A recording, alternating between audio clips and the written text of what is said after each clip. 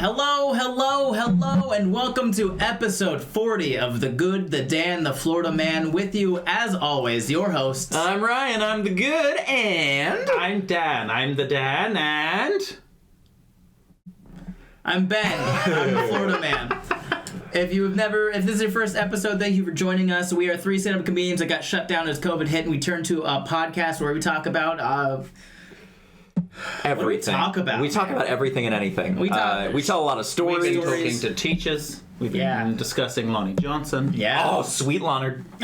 We've been discussing the new year. We have story times and history chats and interviews. Everything. And today's episode, because we took the big hiatus during December and January, we'll be responding to a lot of the audience submission questions and emails that you guys sent in during the couple of months that we took off. So stick around and we'll get to those. Yes. Before we get there, we still are stand-up comedians, so you can still see us on tour. Ryan, where can I see you? If you guys want to see me, you can come to my live comedy taping of my special Girlfriends and Girlfriends. Come check it out at March 5th in St. Louis, Missouri at Westminster Christian Academy. Come hang out. Come do our thing. That is where I went to high school, for those in St. Louis asking the classic St. Louis question of where'd you go to high school? That is it. So yeah, Daniel. I'm doing open mics and joining this guy on tour, and his tour dates are... Oh, yeah. So we have a couple left in February. On the 27th, we'll be in Batavia, Illinois at the Comedy Vault. The 28th, we'll be in Chicago at Zany's. March 1st, Appleton, Wisconsin at Skyline. March 2nd, Fort Wayne, Indiana at the Summit City. March 3rd, Louisville, Kentucky at the Louisville Comedy Club. The 8th, Richmond, Virginia at the Funny Bone. The 9th, Virginia Beach, Virginia at the Funny Bone. The 11th, Lake Park, Florida at the Lake Park Black Box. And the 12th, we'll be in Boca Raton, Florida at the Boca Black Box. Yes! We did it. All right, we're going to hop in here with our audience submissions. We'll kick it off with you, Dan. Yes. It's an audience submission show. Perfect. Allison C. says, so I'm not sure that this fits the podcast, but here goes nothing. My fiance left me the night before Thanksgiving this year, where I had to host 8 people and make a turkey without breaking down. He said, I love you, but I don't think we work anymore, and I don't think therapy will help. We are done. The turkey came out damn good. I appreciate you for putting that detail. Wow. Power move. Yeah, she was like, if I'm not going to make a relationship work, I'm going to make this turkey work, bitch. She cooked her feelings. Right. Did I go into the walk-in pantry to sob after basting the turkey every 15 minutes? Yes, but the turkey came out great. That was a rough week of calling to cancel venues, caterers, and my last dress fitting. Wow, I'm so sorry. Have any of you had a partner break up with you at a bad time? The podcast has helped a lot with keeping me busy and together. Great time for a hiatus, huh? Yeah, right. Maybe we shouldn't have taken time off. No. Have you ever had a partner break up with you at a bad time?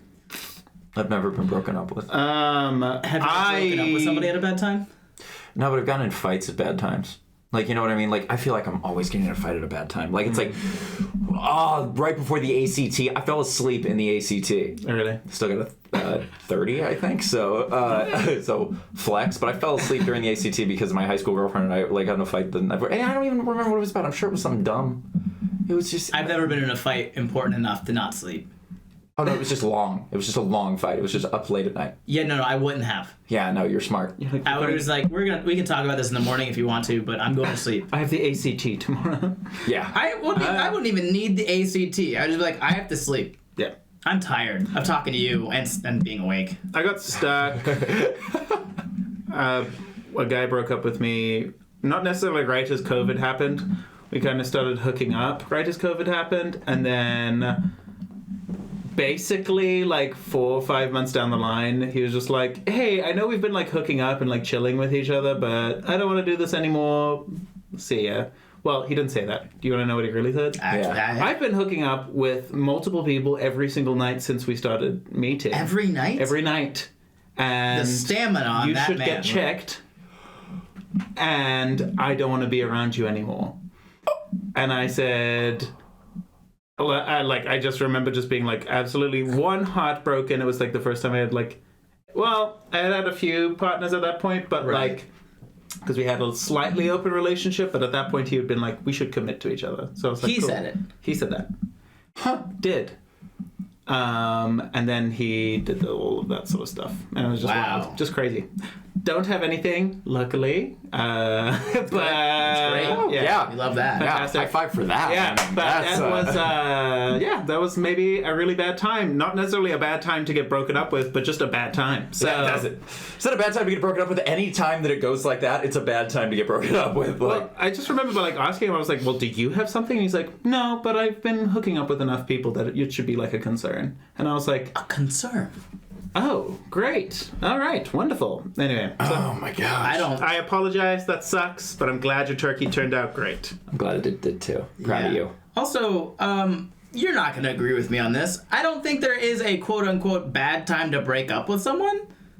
It's the tears that make it taste great. It's like, I understand emotionally you would feel better if it happened at a different time, but like from the other perspective, you would rather someone just be not happy for longer so that you could feel better. Well, yeah, that's the other thing. Or they could have done it earlier. They could have done it earlier. Unless it wasn't like a decided thing earlier. I will say this: there are definitely bad times, like the wedding day. Yeah. That's a bad time. Yeah. Yeah, would you rather be broken up with on your wedding day or a year later when you have a kid?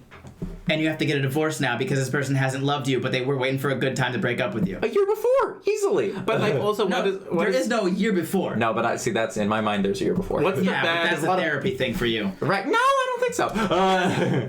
What's the bad like timing here? The Is it bad just in timing general? is that it was Thanksgiving. It was they were hosting a 8 fiancé. people and had to cook the turkey and fiance, so they were. Yeah, but that's what I'm planning the asking. Which wedding. one is worse in your mind? The fact that she got broken up with before Thanksgiving and she had to cook the turkey? Oh, neither Or one is are it bad that to me. is yeah, okay. Well, because I don't celebrate Thanksgiving. Uh-huh.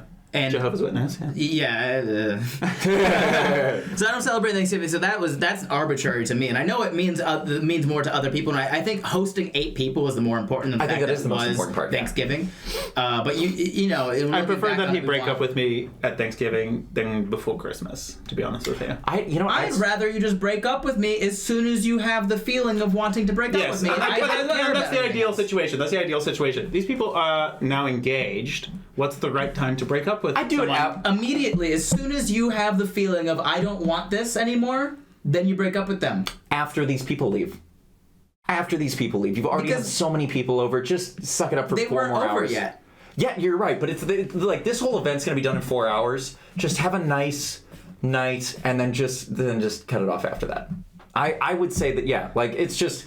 You're putting a lot of pressure or like a lot of stress on something that didn't need to have a lot of stress to it, and for everyone. Well, but here's an counter argument, and I'm not trying to defend his actions. He's a shitty person. But Absolutely. maybe the thought process was, well, if I break up with her today, then tomorrow she has our friends to kind of like help her and be like a support system to her. God, no, not to like tomorrow. Like it's in a couple of hours. No. She said the night before. Oh, the night before. My bad. I'm Yeah. right.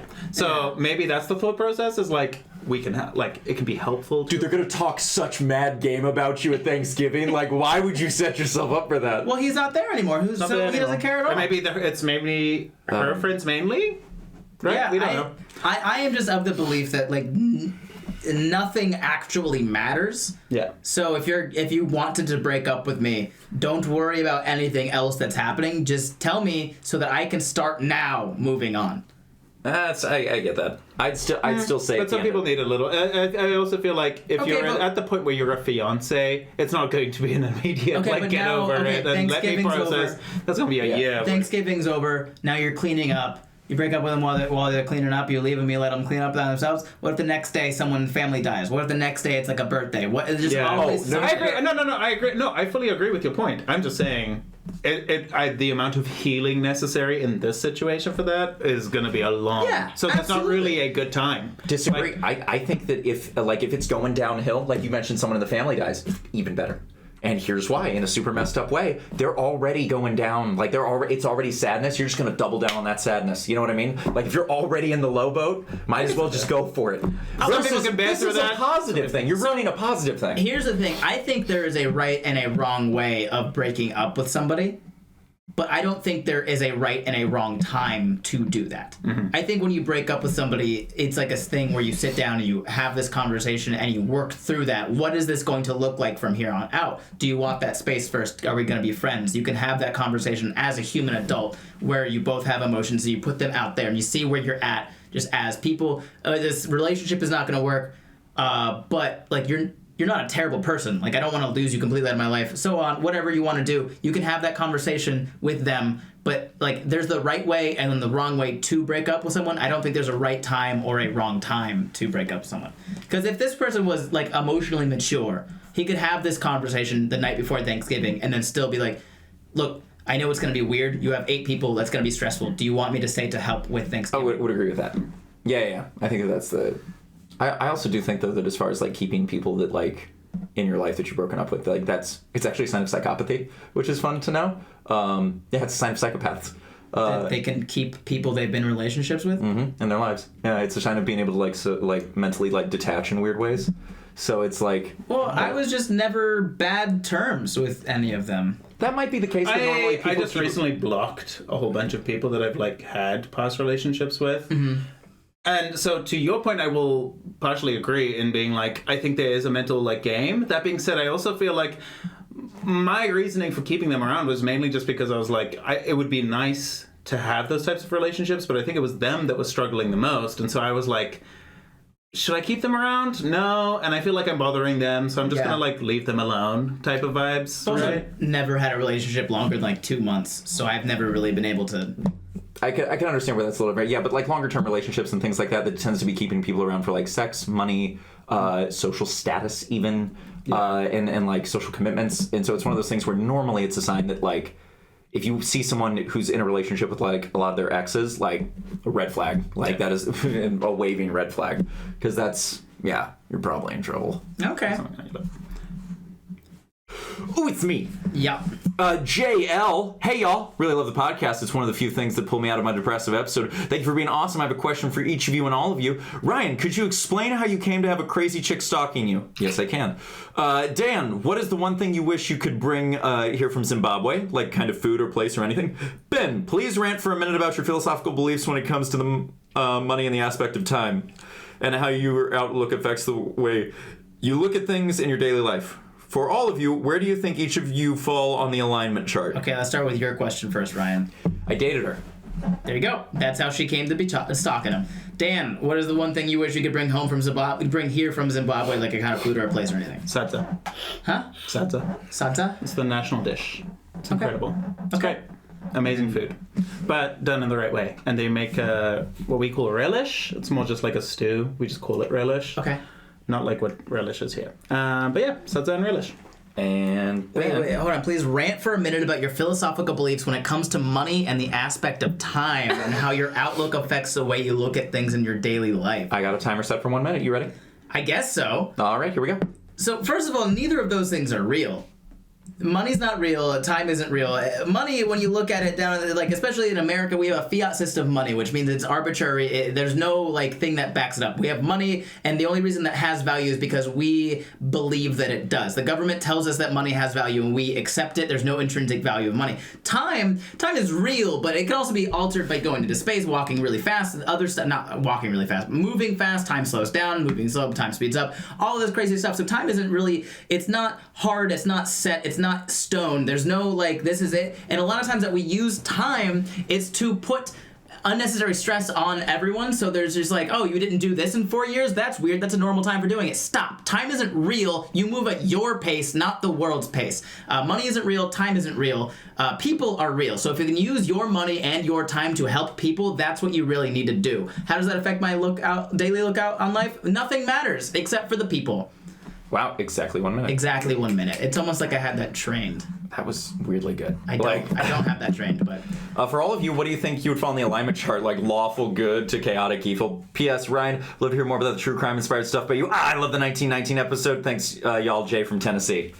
Oh, I'd love to do more. I am a chaotic neutral. Yes. Yes, you are. I think I'm lawful good. Yeah, you are. Yeah. Dan? Very lawful good. I'm reading through them right now to make sure that I have a good understanding. I think I'm chaotic good.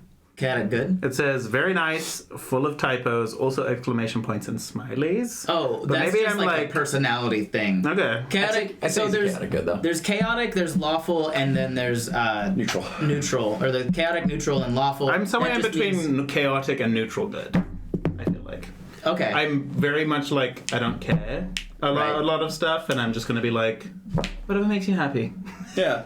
And then every now and then I can bring my extroverted side that I bring out occasionally is definitely chaotic good, where it's just like, hi! I love that it's just like that. Dan? Is it me again? Yeah. Hi, all. Super excited to see Ben for the Tampa show on December 12th. Oh, this was a while ago. This will be my first time going to a comedy show. So, what are the do's and don'ts of a show? Much love. Don't talk during a show. Like, just don't talk to the comedian. He or she is trying to work. Please do not do that. Sorry. Don't film. Do not record anything at that show. Yes. Don't audio record. Don't video record. Don't record the show. Yes. There's a reason I'm not. Yeah. Do laugh. You came to a comedy show. You can laugh about stuff. You don't have to be cool because you brought a date. You don't have to be weird. The point of a comedy show is to come and laugh. Not if the jokes are bad, you don't have to. But I would say if you're coming to a comedy show, the purpose is for you to be able to find joy in things. So find the joy in things. Don't sit there sternly and be like, And do tip the wait staff. yes! Comedy clubs. Do that, Comedy please. clubs are a business. The only reason that comedians are allowed to come in them is because we bring butts to seats and those butts buy food. If you are terrible to the wait staff, guess who doesn't get to come back? Yep. But if you're really nice to the wait staff, they want us back. Yeah. Also, come say hi to us after shows. It's always nice. Yes. Do that. It's me! Thank you for bringing joy to my life, as it's quite dark right now. This is from Landon P. Love your show. Please keep up the good work. The question is, where is the Pokemon episode? You've mentioned it twice and still has yet to appear. Mudkip for the win. It's hiding in the tall grass. I don't know what the Pokemon episode is. I don't remember what exactly we were supposed to do for the Pokemon episode. I think Should we ask Doc? Yeah. She know. I think it might be something that we're not allowed to talk about. No, I haven't mentioned that before. I think you have. No. Because I No, just started it's okay. making it like a week or two ago. I know, but I think we've talked about it on a podcast before. We couldn't have. We said we want to play that version of that thing, and they were like, "What? I don't think so. No? Maybe? I don't think I don't so. know. I remember that. Maybe I'm thinking of a whole different conversation with someone else. We But don't know what the Pokemon episode is. Sorry. Find it. Let us know, and we'll try and do it. I love Pokemon. Desiree, feel free to ignore this because I'm not trying to kill the comedy vibe, but I have recently taken the Ben Brainard approach and cut off a parent. First of all, I want to say thank you because my mental health has improved a lot the past few months, and I don't think I'd have gotten the courage to do it if you never made it seem like such a viable option. On the other hand, some days I feel a lot of guilt. Do you have any advice? So first of all, I want to say congratulations on cutting off a parent. I'm really proud of you. It's always a viable option. Second of all, I never felt guilt because Ever. He's never felt guilt. He doesn't feel guilt. Well, to me, it was them. They were the problem. Like, I was a victim, and they were the problem. And so why would the victim feel guilty for being a victim and cutting off the problem?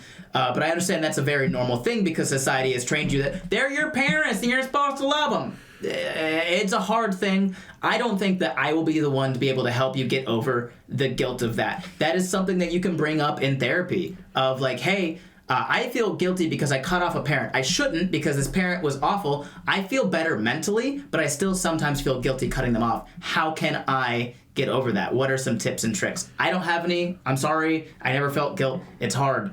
But do you guys, anything on that one? How to get over the guilt of doing something? Well, that I just think that you should always, anytime that you are feeling guilty, think about the fact that if you didn't do what you did, the resentment would just continue to grow. You would just continue to gain a resentment towards that person, and it would continue to be a bad feeling towards that person, rather than kind of what you're experiencing right now, which is a more neutral or happy or slightly like, I don't like the way this is occurring, right? And you shouldn't feel guilty, period, because it's making your life better, it's making your life happier, and keeping them at a distance, making sure that they are the right kind of distance is important to you, and that's all that matters, right? It might help to remind yourself or to have somebody remind you why you cut them off in the first place. it might be a negative way to think about it. But remembering the reason you had to cut him off might help get rid of those guilty feelings. Yeah. Until you can find a more viable coping mechanism. Yeah, and eventually, if you want to reach out and contact them or, have some sort of connection, that can come. But for now, if you need that sort of distance, make sure that distance is in place. And then find, whether it's through therapy or something else or just time, find the time to do that. So. Anything to add? No. Okay. I feel guilty all the time. Experiment 625. LGBTQ question for the cis men. Yes, LGBTQs for the straights. Hi, I'm a trans man, he, they, and experiencing the world of men's restrooms. One thing cis guys do baffles me so far. What? One thing cis guys do baffles me so far, and I would love y'all's explanation. No eye contact or speaking outside the stall, but inside the stall, y'all are so loud. Sounds like guttural moans, equivalent to early labor, echoing in the bathroom every time you shit. Why? Is that bad, or is that good? P.S. I love y'all, and Abs Labs gets me through the long work day. Wish I had time to apply for Abs Labs, but honestly, I would only be able to make y'all sandwiches. I've actually interviewed Experiment 625, and so very funny. 626. 626? This is Experiment 625. 626 is in Abs Lab. They wanted to apply for Abs Lab, but they couldn't. Oh, interesting. Okay. Well, So this is not. Yeah. Oh, interesting. I thought that was... Unless it is, and there was a typo, but... So good. What do you think?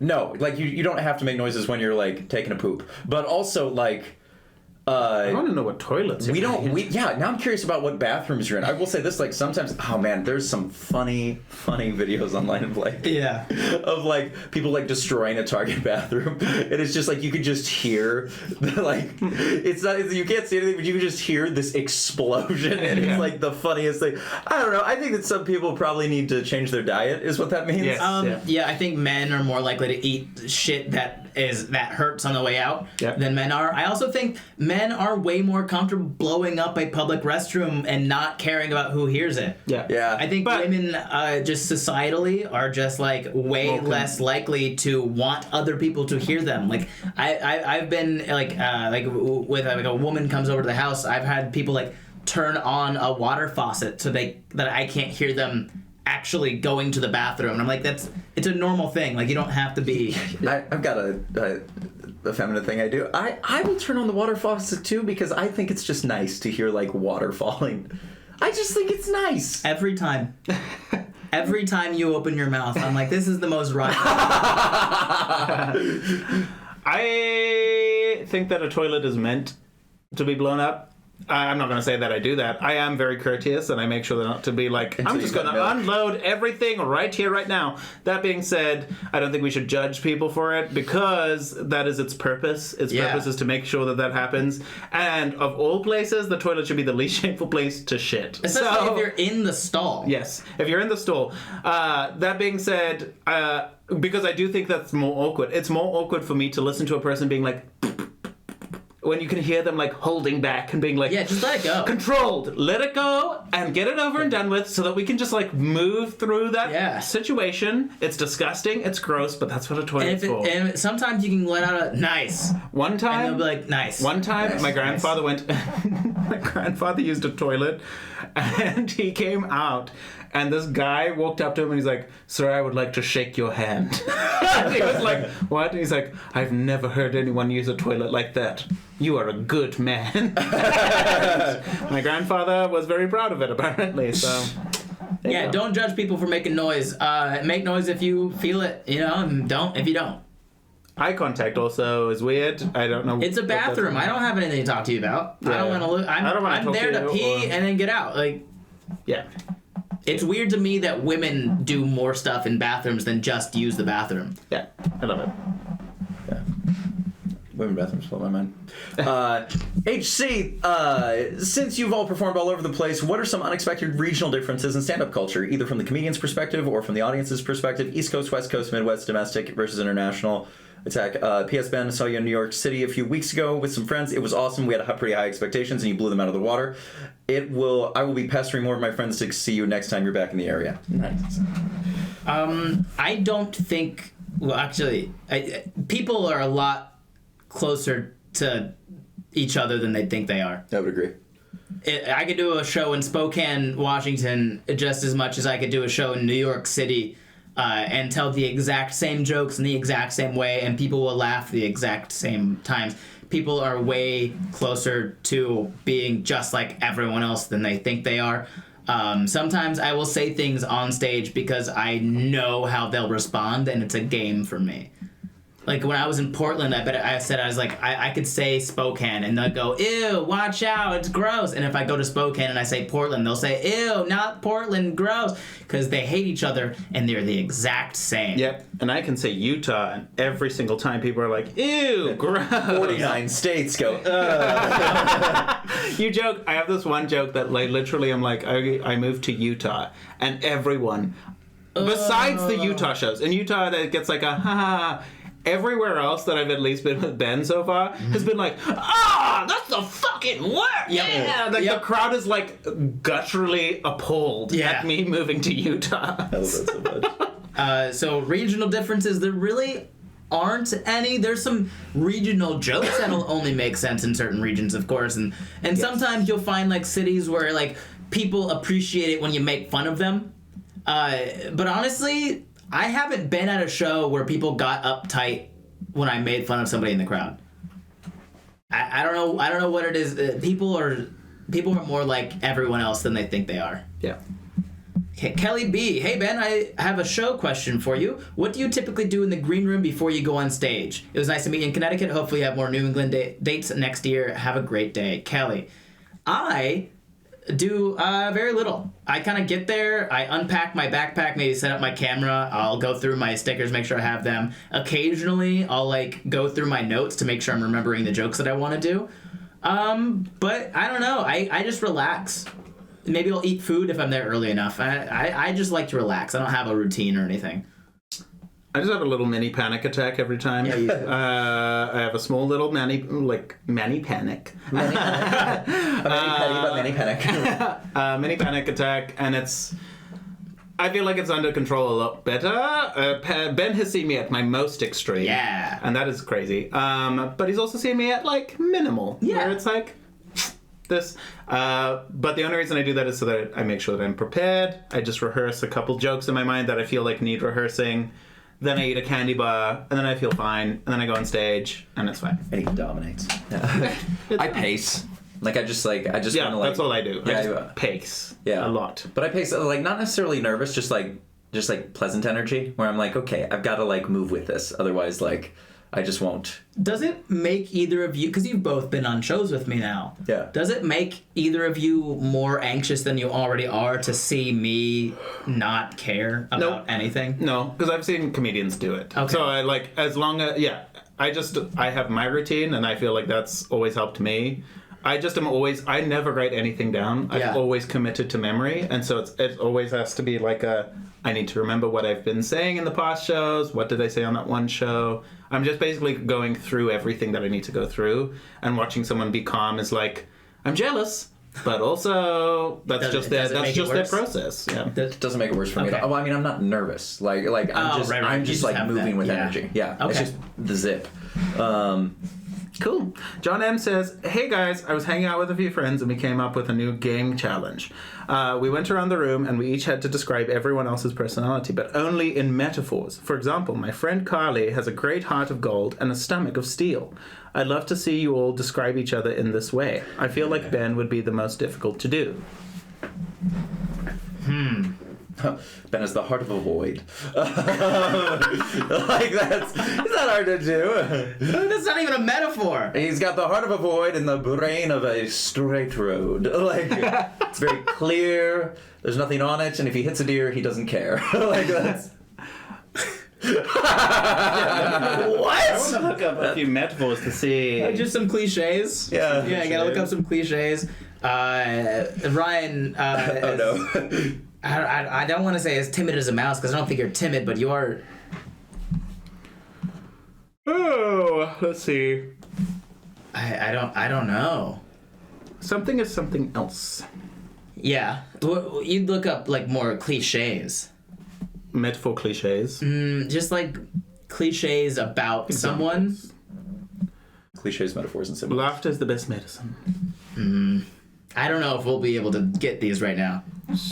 Yeah, it might be fun to do in another episode. Possibly. Come through. I don't think about you guys. Ben. Not in like any complex way where I would have to describe it. I'm just like, yeah, Ryan is Ryan. And Dan is Dan. I don't know. I'm very just simple about my thought processes. Ben is most likely to bite the bullet. Yeah, and went while trying to paint the town red. He's by and large a good dude. He probably won't give you the cold shoulder.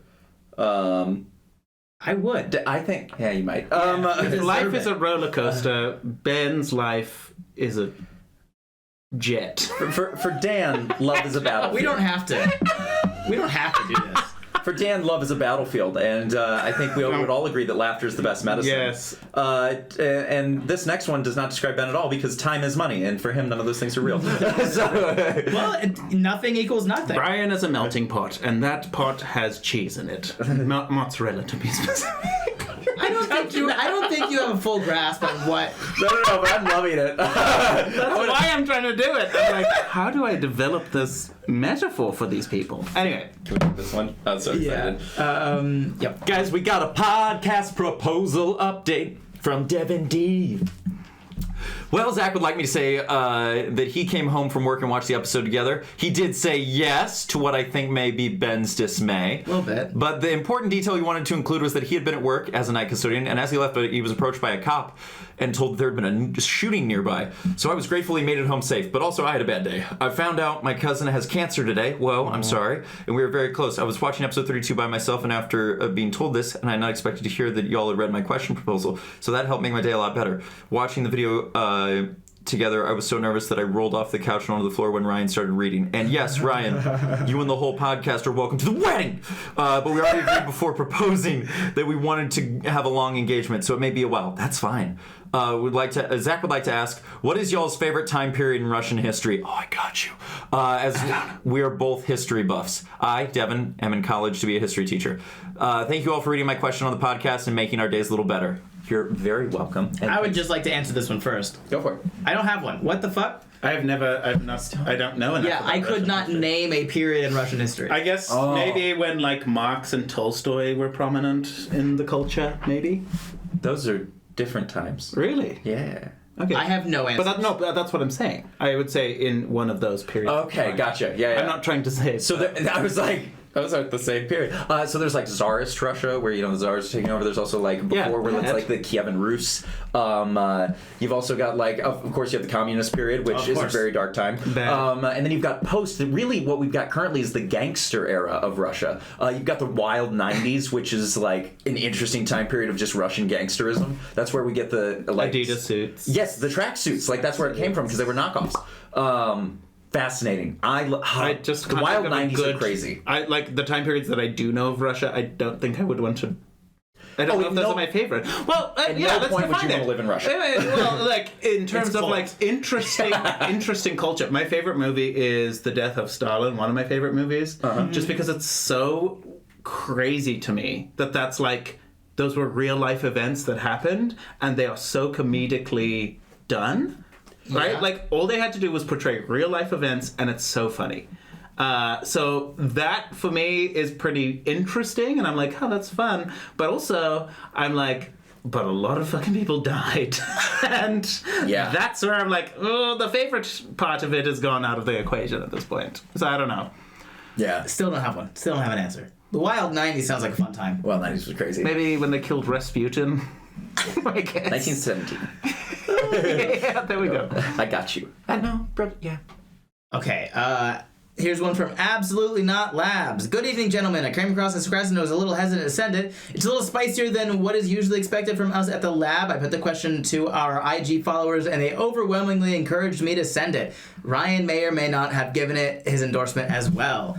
So here it is. If you had the ability to give anyone an orgasm just by pointing finger guns at them and saying, pew, How would you flagrantly misuse this power? Bonus points if you tell us a specific person, not yourself, who you would use the power on and why. I love in all caps, not yourself. We'll be publishing a survey link on our IG page if anyone in the audience wants to vote on who has the best answer. Have fun with this one, guys. Cheers. Absolutely not labs. Oh, so many people. I would use it all the time. I think that would be hilarious. Bank tellers is my very first go-to. That's how I'd rob banks. Very politely. Hey, thank you. Pew. Pew.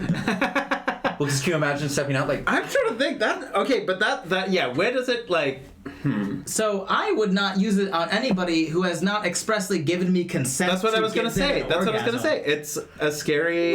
You Hold on. weirdo. This is you not... friggin' weirdo. This is not like you're having sex with them. This is just randomly the Earth, like in rotation. Can you imagine if you just sporadically, like it's like that disease where people just spontaneously have orgasms? That's a disease. But that's the thing. And you can't blame anybody for that disease. But Sure, but you're giving that to them. I would hate to do that to someone at like a work situation where like someone's working and it's like if you do that to the person at Walmart who's stacking shelves and then you're like pew and they're like, oh, I'm not gonna react to that. Oh, I do it to politicians during speeches. Yes, I would do it to bad people. I'd be like, and you, pew, pew, pew, pew, pew, pew, pew, pew, pew, pew, and just have them be like, yeah. I would use it in that way.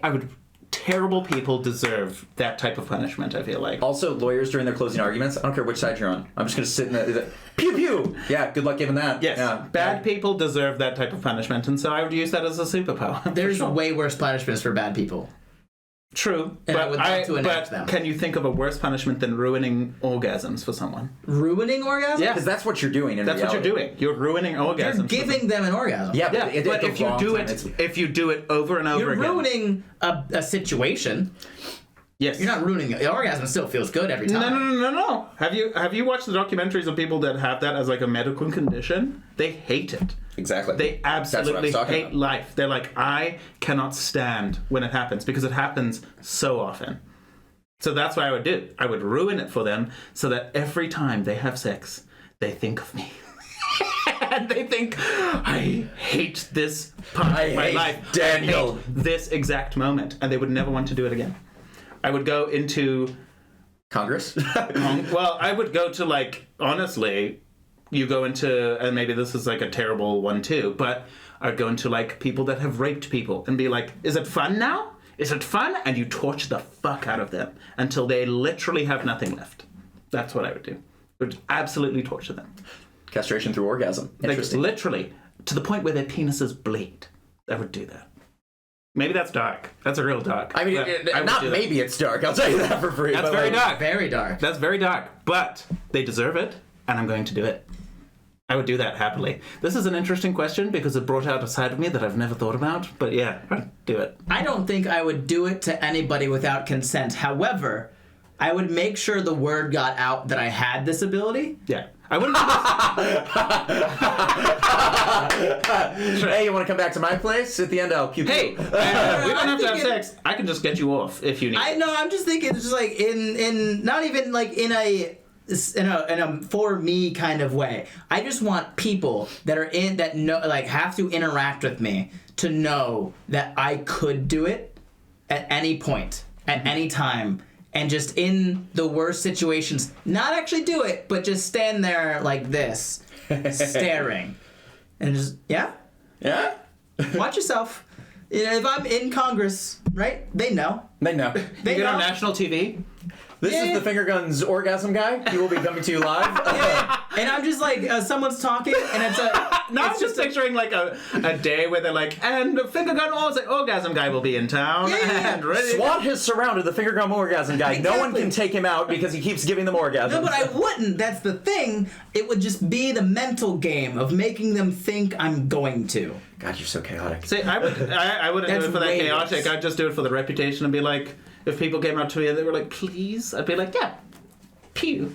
And I'd walk away. Yeah, but that's consent. That's and why fine. that's the only time I would ever use it on someone that wasn't a bad person. Yes. See, I would do it. I would play that mental game because I think that's way worse than ruining an orgasm for them. Is ruining everything for them when I'm around.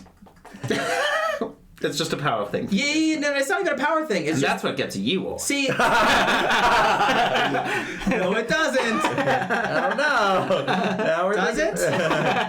Yeah, I'd be like hungry with somebody making like a debate against a thing, and I think they were just a terrible person. I would just very casually just kind of like lean back, finger gun at them, and they know that I can, but I don't. I just kind of, because that's all they can think about now. Have you guys ever seen They're Doom Patrol? derailed. What, Doom Patrol? Yeah, Doom Patrol. They have an episode where they're stuck in a town and the bad guy, the evil villain, makes everyone orgasm in the town. And it's the most horrifying and weird scene I've ever had to watch as a superhero fan in my entire life. Powerful move. It was crazy. Anyway, thank you for the question. So there's our All that's, answers. Some of them got dark, some of them got chaotic. All right, Abby S. writes, what is your least favorite state? State of depression. Hey.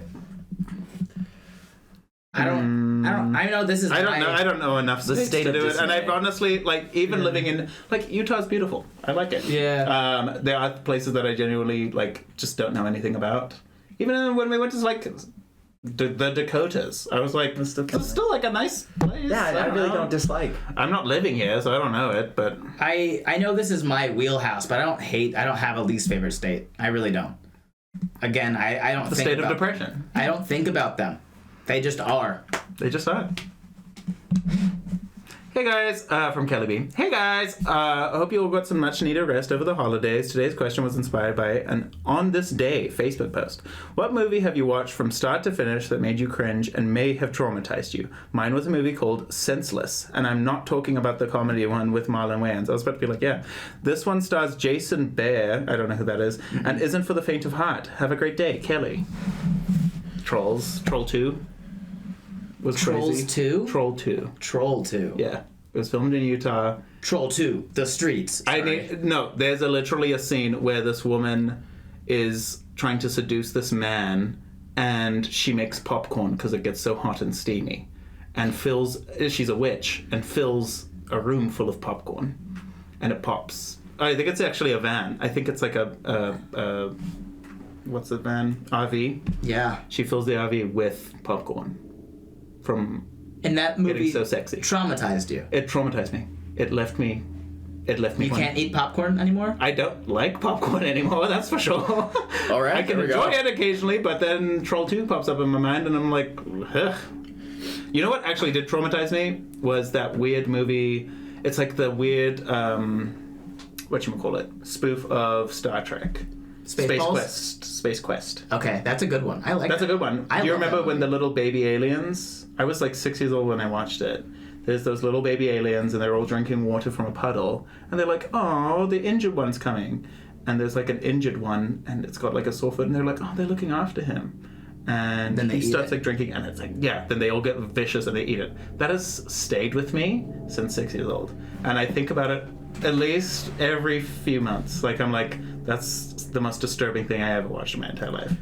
Dude, for me, it's not even a movie. It's specifically, I was young when I watched it. It was a scene from Hey Arnold where Arnold becomes like good at karate and like essentially hits this guy in such a way that his pants fall down. Yes. And the kid was like, I was just asking for directions. And it was just like this total loser kid who I just felt so bad for. Yep. Because it was just like he did nothing wrong and then was just accidentally bullied. And then Arnold wasn't trying to do the wrong thing. I was like, what a horrible situation. And I was just like, that sticks with me to this day where I'm just like, man. And cringiest form of media? Oh, Velocipaster. I don't know if you've ever seen it. That one was, yep. It's great. That one was So, crazy. I had one that traumatized me, but it was only because of the context. I'm no longer scared of anything. But Signs. I watched Signs, the one with the alien one, for the first time when I was like 8 years old. Yep. I was in an RV in the middle of the woods at like 1 a.m. Bad idea. Wow. And I didn't know what it was, and I watched it. Everyone was asleep. I was the only one awake. I was by myself in an RV in the middle of the woods, in the middle, just like in middle America, and I watched it, and I was terrified of aliens. But now I'm not. Oh. Yeah. Now Good to know. I jumped on an alligator a few years later, and nothing really. Scared after that. This is a long one. From Sarah P. Hey guys, been catching up on the podcast and heard the listener stories and had some about myself and friends I wanted to share. First is how my parents met. My mom was the good girl growing up, became a hippie, then became the first female officer in my small Michigan hometown's police force. My dad was the classic bad boy, never graduating from high school where the teachers would bum cigarettes off him. That's hilarious. My dad, being the bad boy, drove a motorcycle. He hit a patch of gravel and lost control, hitting a guide wire on a telephone pole. He broke his collarbone, shattered his arm, and nearly decapitated himself. My mom was the first cop to arrive on the scene. Hey, look at him, he's kind of attractive. And that is how they initially met. Afterwards, they kept running into each other several times around the town and eventually started dating. As I said, what do you got? I'm just like, is your dad committing crime? He's like, that's what it sounds like. I need to commit a crime to see that hot officer. Stop speeding. Oh my God. You're so bad. As I said, my dad was a bad boy and never graduated high school, so he had a lot of jobs that I would have never thought the man who raised me would have had. These included, but not limited to, pool hustler. Good for him. Bouncer, an exotic male dancer in New Orleans. Absolutely. He and my mom now live a quiet life and enjoy being retired, eating edibles and spoiling their 117-pound dog. I'm the dog. Oh my gosh. I heard the Alabama saga about the pregnant girl, her brother, and ex. It reminded me of a good friend of mine who had something similar happen. He and his high school girlfriend decided to lose their virginity to each other, and as soon as he entered, he said out loud, "I think I'm gay." They remain good friends and laugh about it now. Love this show.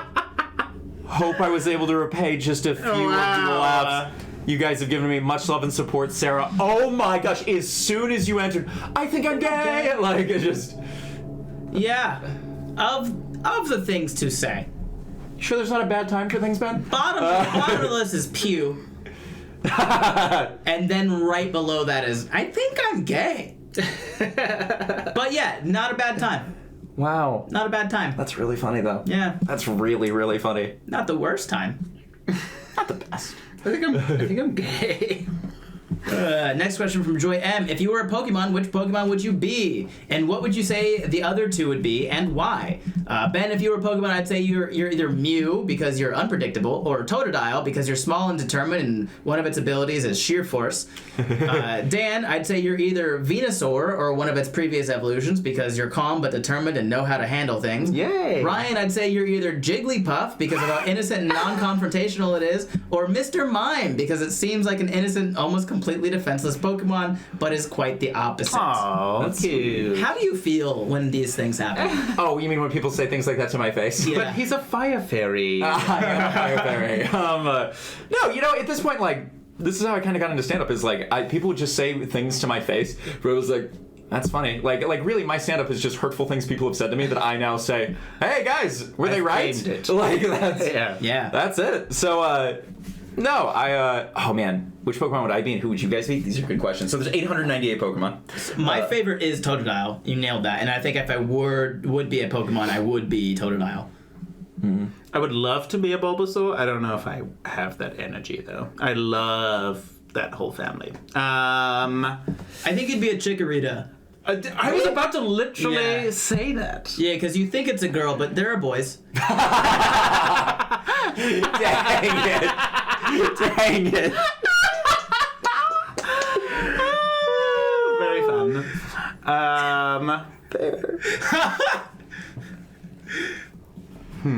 Dan, I don't know why I think you're... What's the pre-evolution of Hitmonlee and Hitmonchan? The one that like spins on Tyrogue. Or no, that's Hitmontop, but that's not Hitmontop. Hitmontop is Tyrogue Hitmonlee. Yeah. Hitmonlee. Tyrogue. Hitmonlee is kicking, Hitmonchan is punching, Hitmontop is the kicking one. Is the neutral. The one that spins on his spins head. on his head. Yeah. And then I feel like that's Tyrogue is the one that evolves into the I feel like that's you. Yeah, you're Hitmontop. You're Hitmontop. I'm Hitmontop? I feel like you would just, you just would dominate people with your legs. And be constantly spinning. Terrified That's just about how it whole feels. sentence. That's what Yeah, and the whole time I'm yelling top, top, top, top, top, top, top, top, top, top, top, top. Well, at least you know As a what gay man, Yeah, I know. different turn. Top, top, top, top, top. I was like, about to say, at least you know what I knew what energy I it gives said. off. I knew what I said. Dan, I don't know why, but I think you'd be a lick-a-tongue. And I said, Okay. I'm not sure why. No, keep going. No, I don't like where I went with this, but like, I think you'd be a lick-a-tongue, and I'm not sure why. Why? the very capable Pokemon, surprisingly. Sure. You have a paralysis effect. You could easily stun people. Yeah. Yeah, with your tongue. With my tongue. That good, it's stunning. I don't know, man. I don't know what I was thinking when I opened up my mouth before my brain had Yeah, finished you thinking. did. I agree with you though. Oh, like, thank you. Weirdly enough, I do. I also can do. see myself being a left tongue, as weird as that sounds. Also Hitmontop for sure. Hitmontop? Just so chaotic. It just feels chaotic, and it feels like the right kind of chaotic for you, where it's like, Still effective, but chaotic. yeah, super fast, super reflective, like has its reflexes on point. Yeah, if you asked the 3 fighting Pokemon, like, what's the best way to get through this? And Hitmonlee stands up and kicks, and then Hitmonchan stands up and punches, and then Hitmontop is like, hold on. Spin. I like what you've done, but I'm going to make it a little bit better. I'm a Chikorita. Chikorita's a powerful Pokemon. It is. I'd beat Totodile. Magnanium. Would you beat Totodile? Nah, probably not. Ice Fang. Ice Fang. I'd still, I'm faster though. Are you? Mm-hmm. Are you faster than Feraligatr? Yeah. Feraligator's only got 60 speed. I'm building one with a, right now. And All right. But I could just withstand the... You might be able to, if you EV'd into HP enough, or maybe into like the right defense, maybe, but I think that your special defense is pretty low. This took a weird turn. Yeah, sorry, I got really specific. All right. Dan? Cool. Zachary K says, "Hey guys, so question: what was the dumbest thing you ever got in trouble for in school? I would love to see if you have anything better than getting in detention for coloring a banana blue in a freshman Spanish class. Anyway, I love the podcast. It really helps me get through my day. Later. Thanks, Zachary K.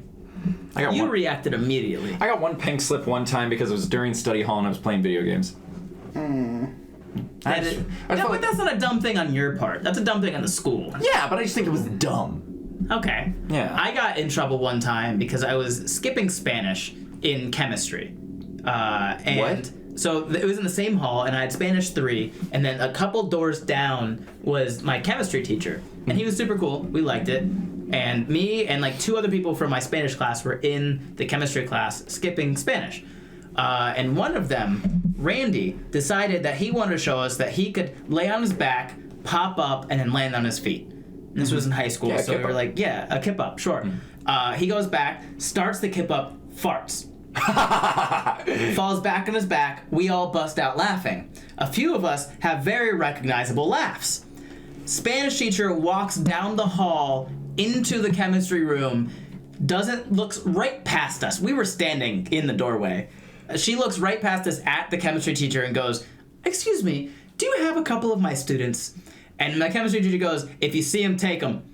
And so she grabbed the 3 of us and like gave us a stern lecture outside of her room before we had to walk back in there. But yeah, I got in trouble because someone farted during a kip up and we couldn't stop laughing about it. That's really funny. While skipping class in a class down the hall. Well, We weren't the brightest. I'm trying to think of... I got in trouble a lot, but it was usually just because people thought I was a troublesome boy, but I really wasn't. The weirdest one was I was skipping maybe there was an athletics day. Okay. There's a few. Maybe this is a whole podcast by itself, but Daniel getting in trouble. But there was an athletics day, and my friend had downloaded a Family Guy episode, and we didn't get Family Guy in Zimbabwe at all. Oh, wow. And I was like, I really want to watch this show. Yeah. He downloaded it on his PSP and was like, "You want to watch this?" And I was like, "Yeah." We went up into the school. So while everyone else is out at the Interhouse Athletics Day, they're like doing like... It's like Harry Potter. That's what it sounded like. Okay. Houses, inter-house stuff, everyone's running. I'm not involved at all. You just have to be there because it's compulsory. And so I was like, yeah, I'm just going to go and sit on the lockers and watch Family Guy. Sure. I'm laughing hysterically. I'm trying to be quiet. I'm being like... There was a man, his name was Mr. Vincent. He was our headmaster. And he like was very well known for being like... He was so intimidating. Like the most stern man. I'm like 13 years old, very awkward. Yeah. He walks in and he's like, "What are you watching?" I show him and it's just Peter Griffin naked with his stomach down. And he's like, "What the hell is that?"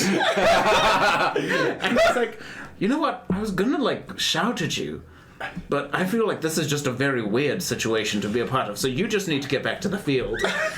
And ran away, and yeah, that was just the weirdest moment of my entire life. I love that you out-awkwarded him. Like, you're like, yeah. He just saw a naked cartoon man and was like, what the hell? This child is in a different I don't level. get paid enough to deal with this. Yeah, it was just very weird. So. All right, we're going to make this one the last one of the episode, so Ryan. Sounds good. From Emily S., we've got, hi, I've been a fan of Ryan and Ben since quarantine started last year. I remember when the podcast came out and I originally started listening, but then sadly forgot.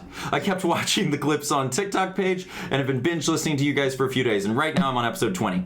Anyways, I love you all so much, and I'm glad this podcast introduced me to Dan. Anyways, I have 2 questions. Why does square pizza box contain a round pizza that you eat in triangles? Also, without having to go into too much detail, what's the favorite childhood memory for you guys? P.S. I said Ryan might want to read this because it's longer than I expected. I also enjoy hearing Ryan talk really fast. Why? Thank you. We do love a speed read. Okay, so you cut round pizza into triangles because that's just it. That's what makes sense. That's geometry. It's geometry. You can take a round pizza. Dan's confidence in physics. There's something called a Chicago style cut, which is like squares, but that makes some of the pieces uneven and so forth. So Also, triangles are just the easiest. I hate eating a square piece. I don't know how you guys feel about it. It's still kind of a similar approach, but I just feel like it's better to have the crust. It's just ergonomic, right? Yeah. The crust places its hand, and it goes with your hand, and that's the perfect slice. Yeah, It's pretty good, right? And if you're putting it in a circular box, odds are that circle is probably going to take up just as much room as the square would. You just have like a couple inches, square inches wherever, here and there. But like odds are you put it somewhere, you put it into a corner, that back corner is still being unused. It's easier to stack and hold square boxes. They're actually, they hold up better. It's way easier to make a firm square box than it is to make a firm circular box. Also, if you put it in a circle... Sauces. Yeah, I was going to say, there's no room for the sauces. Yep. Where would you put the sauces? You need some extra space garlic with the sauce sauces. and then like little pepperoncinis or whatever they got. Pepperoncinis, yeah. Yeah. And then the second question is, without having to go into too much detail, what's a favorite childhood memory for you guys? I don't remember my childhood. I either mixing concrete with my grandfather or like sitting on his shoulders watching Blue's Clues. One that I've been... Cereals. I love that. Yeah. One that I've been thinking about a lot recently is we used to go to this cabin that my dad's company used to own, and it was like a timeshare.